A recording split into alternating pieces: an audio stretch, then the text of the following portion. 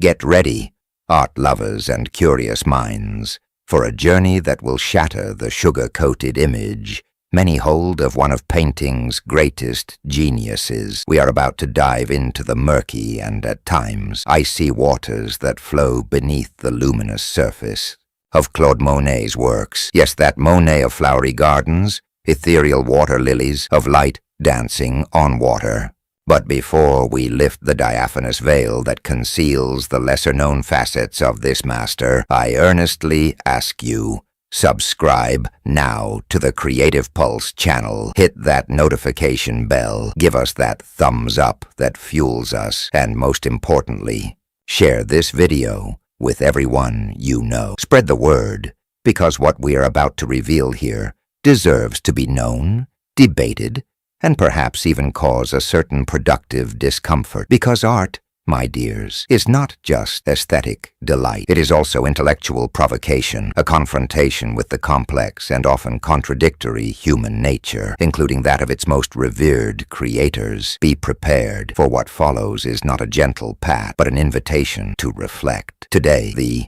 topic is thorny and direct. The dark side of Claude Monet, what he wouldn't want you to know about him. And don't expect any sugarcoating. As a historian and critic who has dedicated countless hours to the meticulous study of these giants of canvas and brush, I can confidently assure you, behind every breathtaking stroke of genius, narratives of deep anguish, almost palpable selfishness, and at times a coldness in human relationships often lie hidden, which, even if not intentionally cruel, left a trail of pain and misunderstanding. Forget for a moment the almost mythical figure of the friendly old man with a white beard, immortalized in his later years in Giverny, surrounded by flowers and the world's admiration. We are about to undertake an archaeological dig into his biography, beyond the carefully polished public image, and find the man Claude Oscar Monet, of flesh,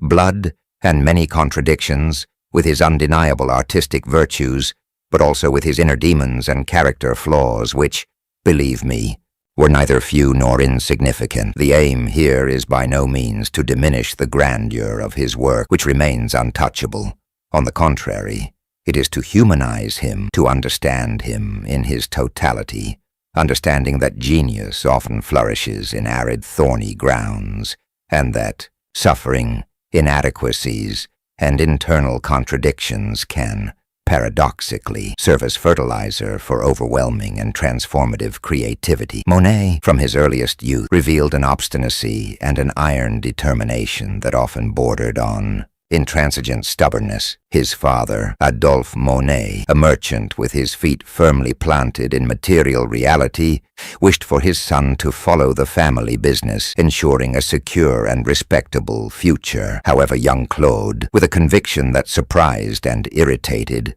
had other plans, other dreams, and this visceral refusal to submit to paternal and social expectations would be a constant in his life, a compass guiding him through uncertain but authentically his own paths. His insurgency against the rigid and anachronistic canons of academic painting, his incessant, almost feverish quest to capture the fleeting impression of the moment, the light that transforms every second, the ephemeral reflection that dances on the water's surface. All this revealed a strong, indomitable personality, one that did not easily bow to conventions or authorities. But this same strength of character, this same intransigence that propelled him in art when transposed to the delicate and complex terrain of personal relationships, could manifest in far less admirable ways, sometimes even harmful to those around him. Consider, for example, his tumultuous and intensely passionate relationship with Camille Léonie Dancieux, his first wife, model, and inspiring muse for so many of his most iconic and moving works from his early period. The passion between them was evident, a flame that burned vigorously, but the life he, to a large extent, imposed on her was an ordeal of extreme poverty, of humiliating and constant evictions, of the oppressive shadow of uncertainty about tomorrow. While Monet, the visionary artist, devoted himself with an almost religious fervor to his sacred art. It was often Camille who bore, often in silence and solitude, the crushing burden of domestic difficulties, the hunger that gnawed at their insides, the cold that punished their bones, the incomprehension of a society not yet prepared for the revolution he proposed. He loved her, without a doubt, and his heart-wrenching despair as he painted her on her deathbed in that canvas that is a cry of pain and loss, a requiem in colors and shadows, is palpable, a work overflowing with almost unbearable anguish and a desperate attempt to retain the last image of his beloved.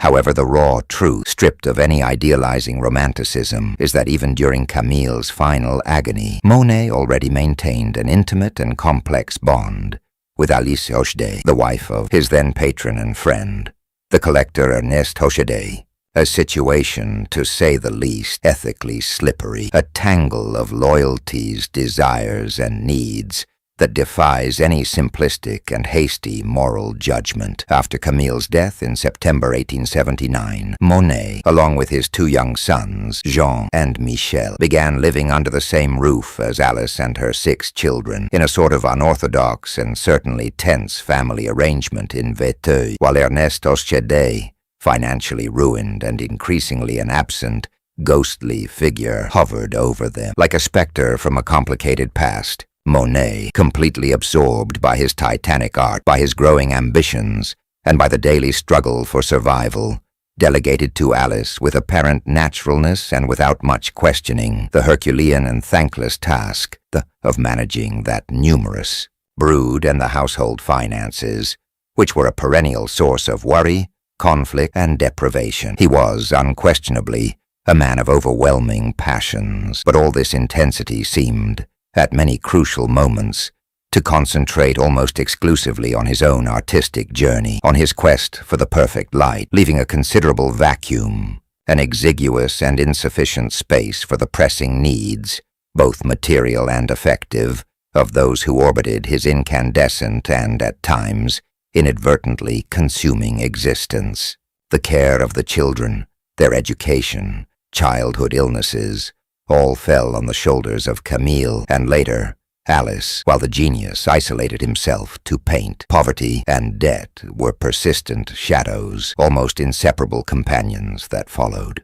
Monet, like hungry dogs, for long and arduous years of his life, especially in the 1860s and 1870s, he wrote pleading, almost desperate, letters to loyal friends like Émile Zola and Gustave Caillebotte, and to occasional patrons, but above all, to the visionary art dealer Paul Durand-Ruel, who, by the way, was much more than a simple art dealer. He was a true financial and moral pillar, a guardian angel for the Impressionist troupe, believing in them when no one else did. In these letters, Monet begged for advances, for any financial help that could alleviate the crushing burden of poverty, describing the lack of firewood for heating, the absence of food on the table, the constant threat from his creditors. He even pawned his most precious possessions, including canvases and personal items, living dangerously on the razor's edge of subsistence. And, let's be brutally honest and realistic, this situation of chronic penury was not solely the result of adverse circumstances in the art market of the time,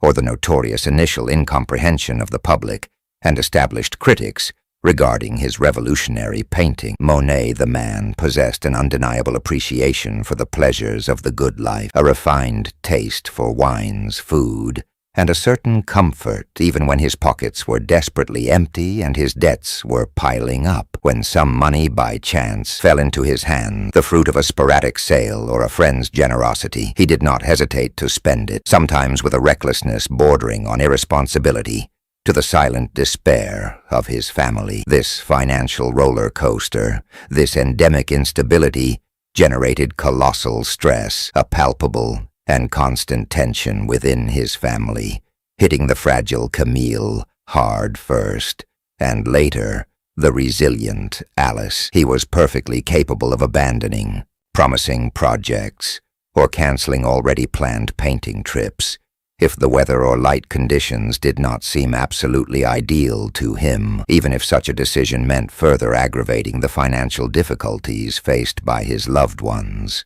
His art, his incessant pursuit of the Impression's perfection, always came first, second, and third, before any other consideration, and who, in their right artistic mind, would dare to blame him entirely for this monomaniacal dedication when we contemplate the monumental legacy, the transcendent beauty that this obsession has gifted us. However, the human cost of this devotion, the emotional and material scars left along the way, cannot and should not be conveniently swept under Giverny's idyllic, flowery rug. The heroic narrative of Monet as the romantic revolutionary, the misunderstood genius who, alone and against all odds, challenges and eventually overthrows the prevailing and conservative artistic system of the Academy, is a seductive simplification, a convenient myth, but one that lacks important nuances and a more in-depth analysis. He was, without a shadow of a doubt,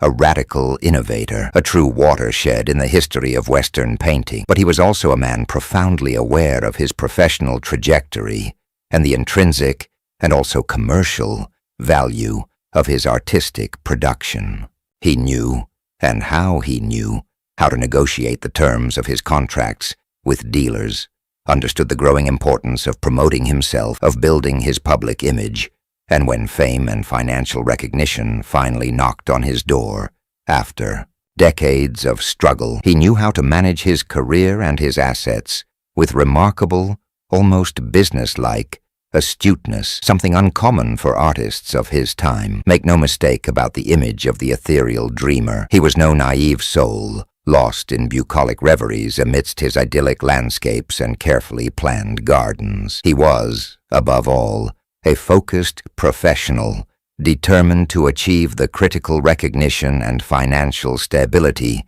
that had been denied him for so long, and that he so craved. And in this arduous and highly competitive journey, he could be incredibly demanding, impatient to the core, and on certain occasions frankly unmanageable, and even rude to those who, in his view, did not meet his high expectations or hindered his plans. Whether they were influential dealers like Georges Petit, with whom he had a more commercial and less paternalistic relationship than with Durand-Ruel, renowned art critics, fellow artists, or even close friends and longtime collaborators. His vast and revealing correspondence, a documentary treasure for art historians, unveils a man at times irritable, prone to complaints and grievances, and endowed with a self-confidence that, in certain contexts and for certain interlocutors, could easily be mistaken for unbridled arrogance or exacerbated egocentrism.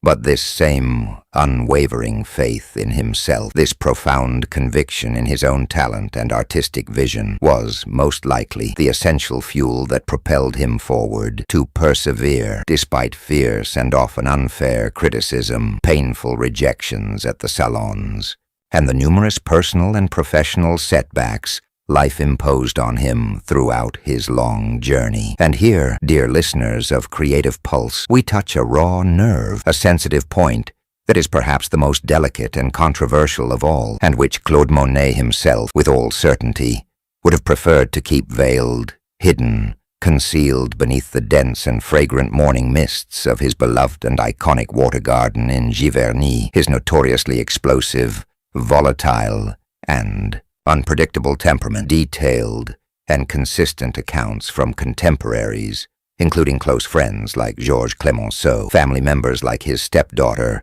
and later daughter-in-law Blanche Ochede Monet, and meticulous biographers like Gustave Geffroy, paint a portrait of a man of cyclothymic moods, capable of truly Homeric fits of rage, of extreme irritability, when his artistic designs were thwarted, or worse still, when his sacred and methodical painting routine was minimally disturbed by any unforeseen event or external interference. In Giverny, the rural retreat where he finally found the long-sought financial stability, international recognition, and peace of mind to dedicate himself fully to his art, in his last 30 years of life, he metamorphosed into a kind of absolute monarch, an undisputed sovereign in his own enchanted and flowery kingdom. Everything, absolutely everything in that microcosm revolved around his work, his imperious and obsessive need to paint. The mealtimes of the large family, the leisure activities of the children and stepchildren, visits from friends, admirers, and potential buyers, everything was rigorously subordinated to his incessant search for the perfect light, the fleeting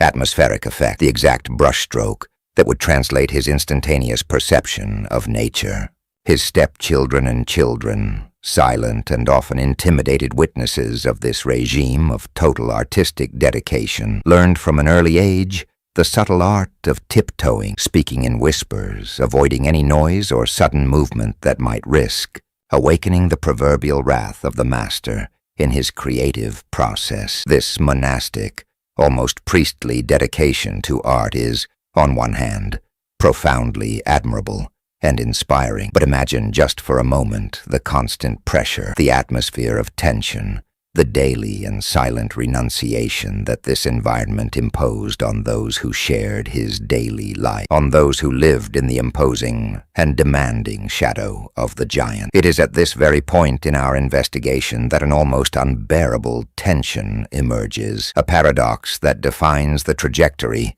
of many creative geniuses. The sublime artist, capable of creating transcendent beauty, was also a man with deep human flaws, sometimes glaring and difficult to reconcile with the delicacy of his work. His unhealthy obsession with pictorial perfection, his relentless self-demand, led him with alarming frequency, and to the despair of his dealers, to destroy his own canvases in a ritual of fury and frustration, slashing them with knives or burning them whenever he felt that the final result had not reached the intangible ideal, the exact impression he pursued in his mind and on his retina. How many potential masterpieces, how many glimpses of his unique genius were irretrievably lost to posterity in these moments of artistic self-flagellation, of chronic dissatisfaction. To us, mere spectators of history, this may sound like a tragic whim,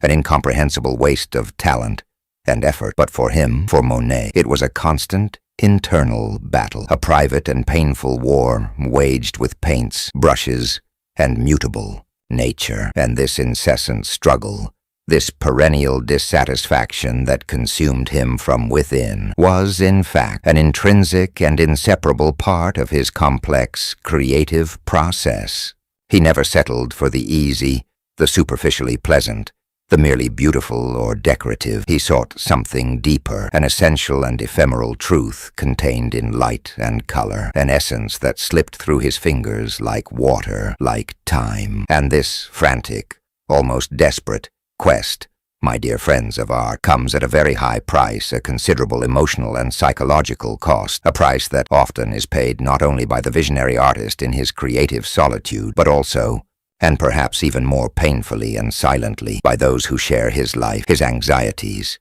his glories, and his daily torments. His long and complex relationship with Alice Hochschild, whom he finally married in 1892, after Ernest Hochschild's death, was apparently solid and lasting, based on deep complicity and mutual admiration, but it was also invariably permeated by the eccentricities, obsessive manias, and iron demands of the master of Giverny, which certainly did not make her life a constant bed of roses, demanding from her admirable patience and adaptability. Before we continue unveiling a few more dense, surprising, and, why not say, disconcerting layers of this complex and contradictory giant of modern painting, I want to make a strategic and fundamental reminder for the continuation of our investigative work here at Creative Pulse. If you are appreciating this honest, direct, and unfiltered immersion into the lesser-known and more human universe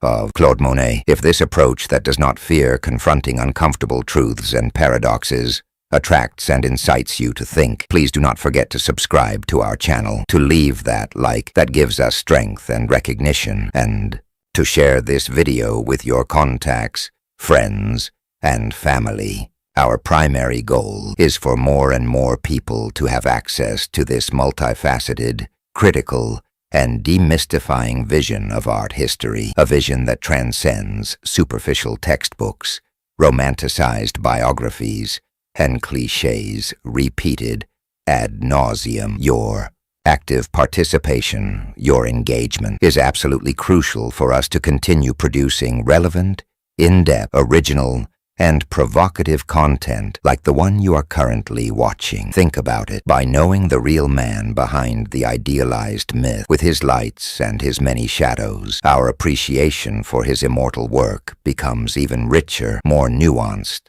and paradoxically more human and understandable. Returning to our complex and fascinating Monet, it is imperative to state categorically that he was not a soulless monster or a comic opera villain. Far, far from it. He was, essentially, a man of his troubled and transitional time, the 19th century, with all its complexities, virtues, and contradictions inherent to the fragile and imperfect human condition, potentiated, in his specific case, by an extraordinary, almost superhuman artistic talent, and by an exacerbated sensitivity, a soul on edge, which made him particularly vulnerable to the tempests of life and art. The thorny and delicate issue of fatherhood also reveals itself to be swampy and difficult terrain to navigate in Claude Monet's intricate biography. With Jean, his firstborn, with the suffering Camille, born in 1867, and with Michel, the couple's second son, born in 1878, shortly before his mother's death, the paternal relationship seems to have been marked by considerable distance, by a certain affective neglect, especially during the long and bitter years of incessant struggle against extreme poverty, artistic obscurity, and belated recognition. Monet was so deeply immersed, almost drowned, in his titanic battle for material survival and the affirmation of his revolutionary artistic vision, that almost inevitably family life, daily domestic demands, and the pressing affective needs of his young children ended up relegated to a second, perhaps third, plane in his existential priorities. It was the strong and pragmatic figure of Alice Hochet who, with her inexhaustible energy, administrative capacity, and maternal dedication, ended up assuming a central and fundamental role,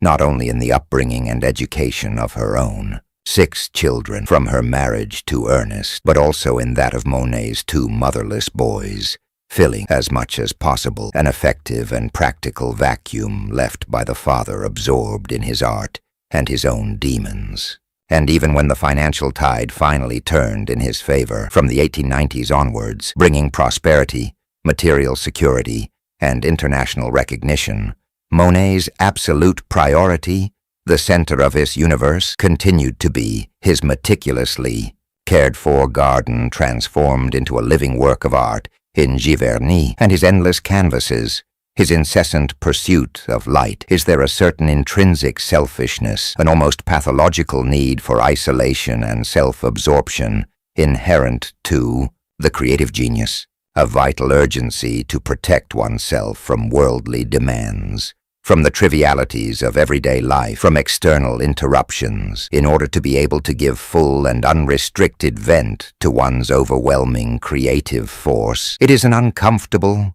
provocative question, and the answer most likely leans towards a cautious and nuanced yes. And this characteristic, it is worth stressing to avoid hasty generalizations, is not exclusive to Monet. It is a behavioral pattern, a psychological dynamic that repeats itself with variations in intensity and manifestation in the biographies of countless other great artists throughout history, a heavy burden, perhaps a necessary evil for the creation of works that transcend time. Another aspect of Monet's life and career that he would most likely prefer not to be so meticulously explored, analyzed, and publicly debated is his complex, the multifaceted, and at times tense and competitive relationship with other artists in his inner circle and on the Parisian art scene of the time. Although he was undeniably a central figure, one of the pillars, and a fundamental catalyst in the emergence and consolidation of the Impressionist movement, actively participating in several of its seminal and revolutionary exhibitions between 1874 and 1886. He was also a fiercely independent individual, jealous of his creative autonomy and, on certain occasions, openly competitive and even somewhat disdainful toward some of his peers. His friendships with prominent figures like Camille Pissarro, Auguste Renoir, Alfred Sisley, and Edgar Degas were genuine and important in many respects, forged in the camaraderie of the common struggle against oppressive academicism and the incomprehension of official criticism, but they were also frequently punctuated by latent or manifest artistic rivalries, by profound aesthetic disagreements, by ego clashes, and, why not say it, by a considerable dose of mutual envy and distrust.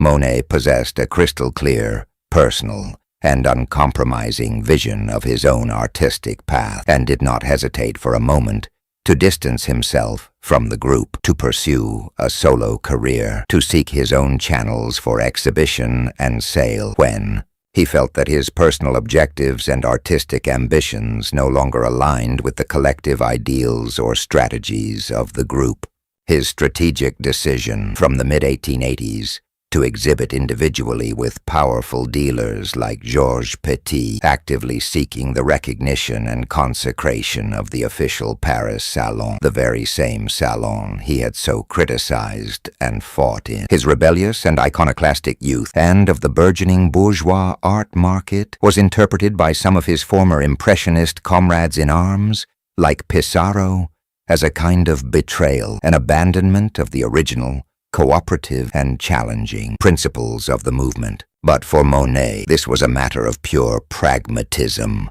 of professional survival, and above all, of a forceful affirmation of his singularity, his individual value as an artist, and his ambition to reach the top. He knew exactly what he wanted for his career, and spared no effort or words to achieve his goals, even if it meant hurting susceptibilities or breaking bonds of friendship. His relationship with Cézanne, for example, was one of mutual admiration, but also of a certain distance, while with Degas, barbs and acerbic criticisms were frequent, despite underlying respect. And what can we say about his relationship with the outside world, beyond the gates and high walls of his private and self-sufficient paradise in Giverny, especially during his last and prodigiously productive years of life, when international fame was more than consolidated, and his figure was almost legendary, a living monument of modern art? Monet gradually and consciously transformed himself into a kind of reclusive hermit, in his own flowery and aquatic Eden, a lay monk dedicated to the obsessive cult of light, color, and visual sensations. The grim and terrible news of the First World War, 1914-1918, reached him through newspapers and letters from friends like Clemenceau. France was bleeding and suffering the indescribable horrors of the conflict in its trenches. His own son, Michel, and his stepsons were fighting on the front lines, but he remained, apparently unshakably, immersed in his water lilies, his Japanese pond, his weeping willows, obsessively seeking to capture the infinite and subtle variations of light, color, reflection, and atmosphere on his monumental canvases, the famous Grande Décoration. Some critics and historians, at the time and later, might interpret this stance as a form of deliberate alienation, an almost apathetic and selfish detachment from the tragic and convulsed reality that plagued the world and his own homeland. Others, however, and perhaps with more insight, might see in this total and absolute artistic immersion a form of silent and profound resistance, a way of affirming transcendent beauty, spiritual strength, and the permanence of art even amidst chaos, barbarism, and widespread destruction that threatened civilization. His monumental series of water lilies, generously donated by him to the French state at Clemenceau's insistence as a grand and pacifying monument to peace and national reconciliation, shortly after the armistice was signed in 1918, seems to corroborate and lend strength to this second, more noble, engaged, and humanist interpretation. But still, and despite this magnanimous gesture, the image persists of a man who meticulously and obsessively built his own private universe, and who, as the years passed, increasingly took refuge and isolated himself in it, perhaps as a form of instinctive self-protection against the pains, anxieties, and ugliness of the outside world, or perhaps more profoundly due to an intrinsic and visceral need of his artist's soul, an incessant search for an aesthetic absolute, for a mystical communion with nature that transcended the contingencies of history. The delicate and dramatic issue of his vision, severely affected by progressive bilateral cataracts in his last 20 years of life, adds another layer of drama, physical and psychological suffering, and complexity to his already intricate and fascinating biography. The insidious disease which threatened to rob him of the most precious and indispensable instrument of his craft, his sharp, trained, and hypersensitive eyes to light and color, plunged him into long and excruciating periods of deep anguish, despair, frustration, and paralyzing depression. The colors he perceived were irremediably altered, distorted. Blues and greens became confused, yellows and reds intensified. Almost hallucinatorily, the visual world became progressively cloudy, blurred, a constant milky haze that prevented him from distinguishing the subtle nuances that were the very essence of his art. Some art historians and experts on his work, like Patrick Trevor Roper, speculate with good ophthalmological and stylistic grounds that the darker, almost somber, sometimes muddy tones, and the increasingly abstract, gestural, and deconstructed forms of his last powerful works, especially those painted between 1918 and 1922, before the surgery, are a direct and poignant reflection of this debilitating visual condition and his Herculean attempt to continue painting despite it. He bravely resisted for years on end, submitting to the risky cataract surgery, fearing the real risk of losing his sight completely, which for him would be an artistic and existential death sentence. When he finally relented in 1923, operating on one eye, the recovery was a slow, painful process, fraught with complications and uncertainties, including xanthopsia, yellowed vision, and subsequent correction with special glasses. Imagine, if you can, for a moment, the indescribable torment of a painter who dedicated every fiber of his being, every minute of his existence, to capturing the ephemeral light and vibrant color of nature, and who suddenly finds himself deprived of the crystalline clarity of his perception, trapped in a world of shadows, distortions, and visual uncertainties. This titanic struggle against impending darkness, this obstinate, almost superhuman persistence in continuing to paint, even with severely compromised vision, using color memory and the force of habit, reveals once again his extraordinary and unwavering willpower, his resilience,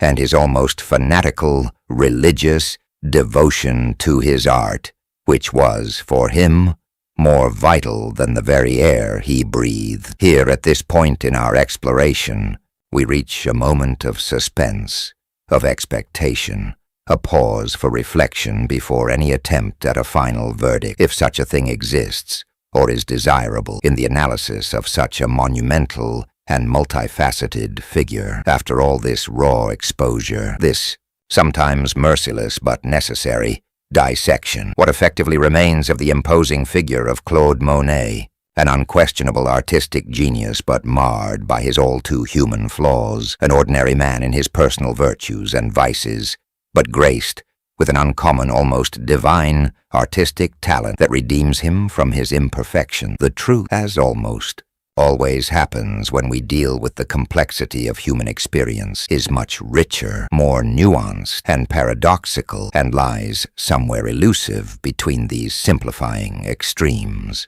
Claude Monet was, in his deepest essence, the very personification of human contradiction, raised to the nth power. He was capable of atrocious selfishness in his personal relationships, and at the same time, of surprising generosity towards friends in need. He could be rude, intractable, and choleric in his daily life, but also demonstrated extreme sensitivity to beauty and an almost feminine delicacy in his brushstrokes. He was a calculating pragmatist in his business dealings and, simultaneously, an incurable dreamer, a poet of light and water, and it is precisely this rich, disconcerting, and sometimes irritating complexity that makes him such an eternally fascinating figure. So real, so painfully human, and for that very reason, so modern and relevant to us today. His supposed sins, his undeniable behavioral and ethical shadows, do not in any way diminish the stunning beauty,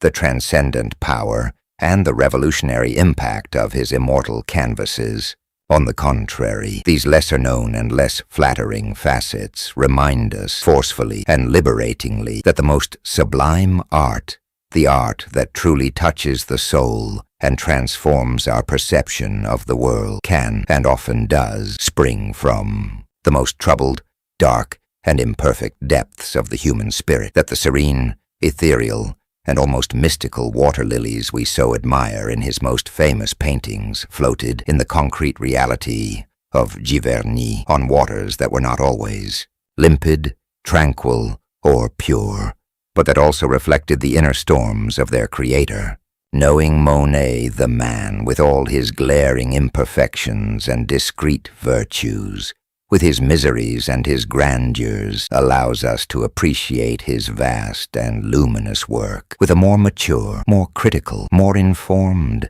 and paradoxically more compassionate, more indulgent, and more profoundly human gaze. We do not need immaculate saints or unblemished heroes to create lasting and significant beauty. We need, yes, complex, fallible, contradictory human beings with all their baggage of light and shadow, of glory and misery, of creation and destruction. Therefore, dear art appreciators, the next time your eyes meet a vibrant Monet landscape, be it the sun-drenched fields of red poppies in Argenteuil, the mutable and ghostly facade of Rouen Cathedral, bathed in a myriad of different atmospheric lights, or the abstract and meditative reflections of his water garden in Giverny, allow yourselves for a moment to remember the complex, contradictory, and intensely human man behind the magic brush and the dazzling color palette. Remember his incessant struggles for survival and recognition, his personal sacrifices,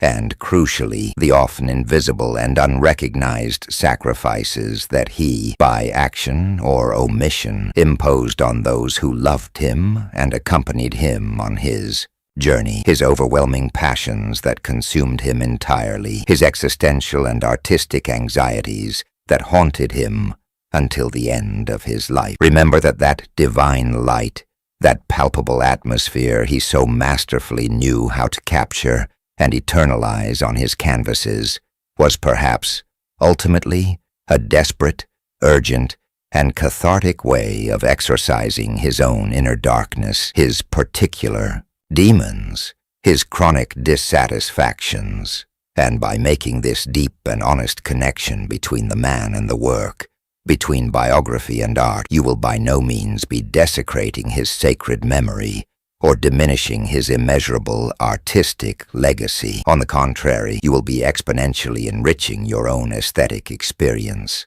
making it more complete, more significant, more true, because great art, my friends at Creative Pulse, is not just about what we see on the surface of the canvas, about formal beauty or technical skill. It is fundamentally about what it makes us feel, think, question, and discover about ourselves and the world, about the intimate, transformative, and sometimes disturbing connections we establish with the artist, with his time, with his world view, and with the eternal, universal, and disconcerting human condition that he so potently represents and expresses. Monet, with all his overwhelming genius and his so profoundly human flaws, continues even today, more than a century later, to challenge us, to enchant us, to disturb us, and to teach us about the complex, multifaceted, and often painful, but always fascinating beauty of artistic creation